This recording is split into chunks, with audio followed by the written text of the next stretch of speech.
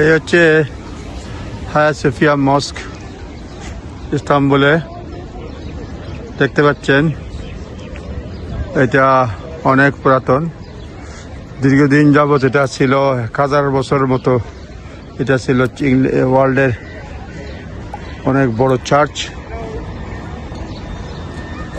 এই যেখানে লোকজন বসে আছে, দোকানপাট সব কিছু।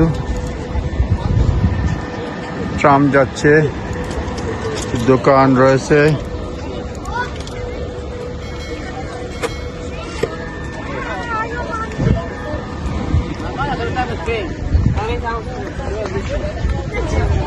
টিকিট লাগে, টিকিটে ঢুকতে হলে 13 ইউরো পার পারসন একে ঢুকতে হলে। সোফিয়া এই যেখানে এখানে রয়েছে পানির ফোয়ারা, মানুষ বসে আছে। এই যে দেখেন এখানে রয়েছে দোকানপাট, বাদাম।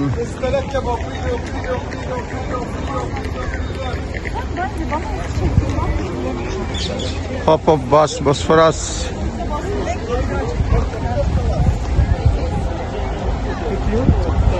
Bosphorus.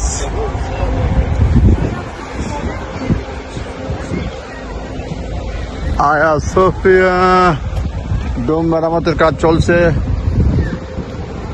পেজ জাবিটা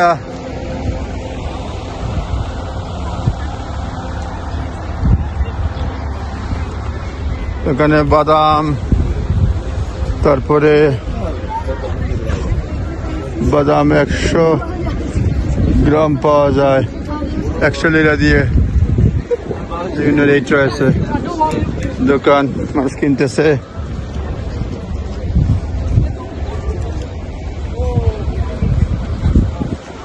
এটা এই গম্বুজের নিচে লোকজন অজু করতেছে, হাত মুখ ধুচ্ছে।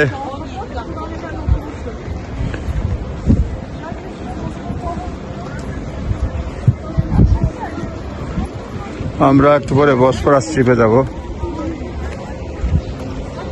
মসজিদের অনেকগুলো মসজিদ, কিছু হচ্ছে গিয়ে আপনার বাইজেন্টাইন এইজ, কিছু অটোম্যান সাম্রাজ্যের সময়ে করা হয়েছে।